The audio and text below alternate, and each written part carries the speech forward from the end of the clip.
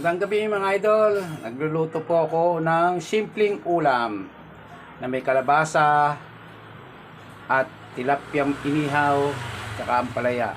Wala pong bagoong, asin lang po at betchin. Bawal kasi kay mother ang may bagoong.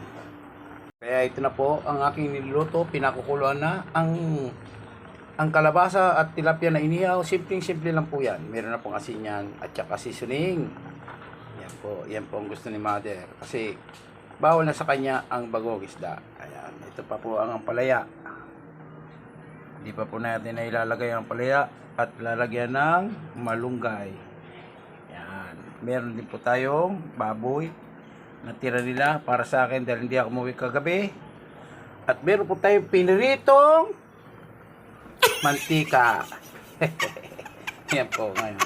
Pinaglutuan po yan ng baboy. Yan po. Pinaglutuan nila ng baboy. Kaya yan ang sinasabi kong pritong mantika.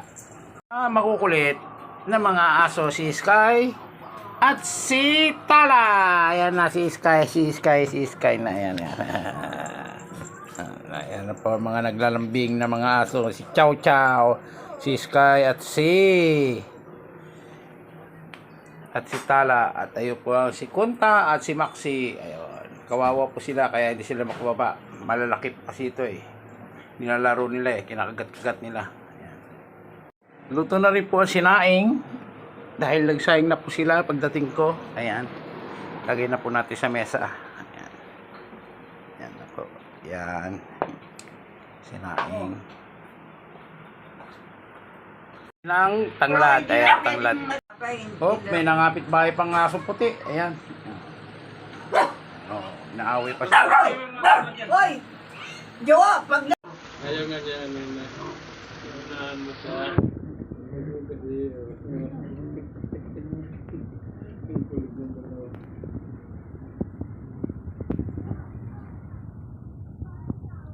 Luto na po. Ayan, kakain na si mother. Siyempre, kasama ako kakain na rin. Thank you. Ayan. Ayan po.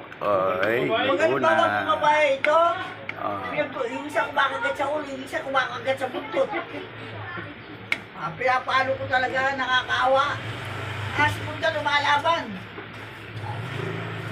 Damihan na sa buko, Jowa.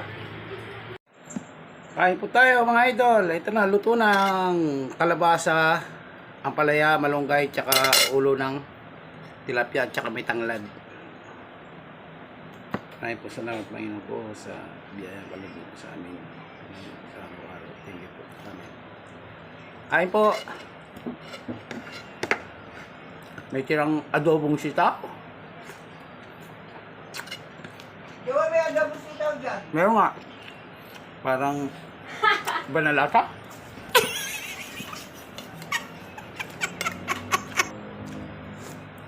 Sarap.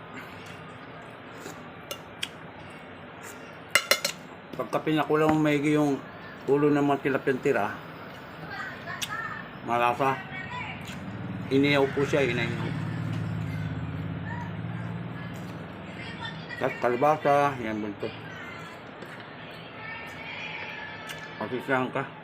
Sarasa ng isda pag pinakuluan.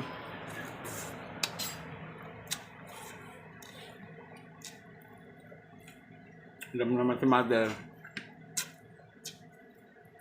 Nanay ko 80 years old. Ayaw niya ng bagong.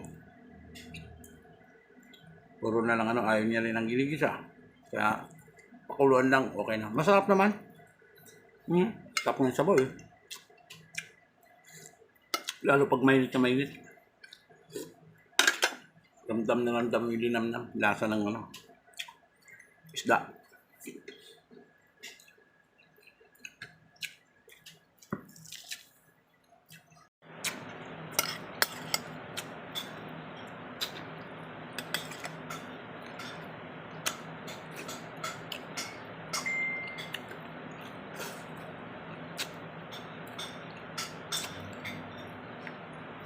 Init. Sarap ng kalabasa, malakit, malabo ba? Manamis-namis pa. Pwedeng gawing kalamay ba yung parang ube.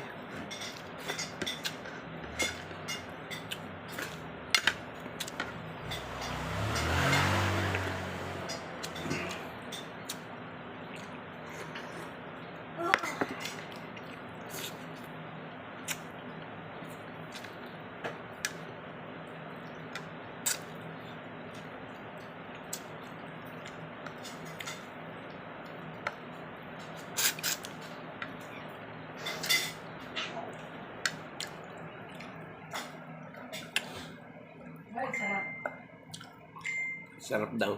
Sabi ni Mandy. Kasi yan sa ano. Pinakuluan lang.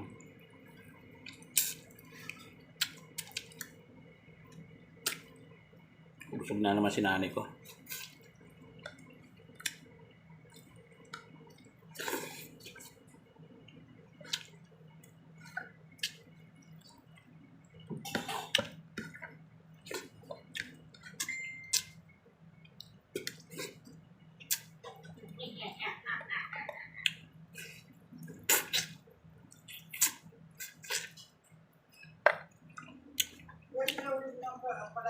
Ay, salamat po sa panonood sa aking pagluluto, sa aking pagkain. Thank you very much. Bye-bye!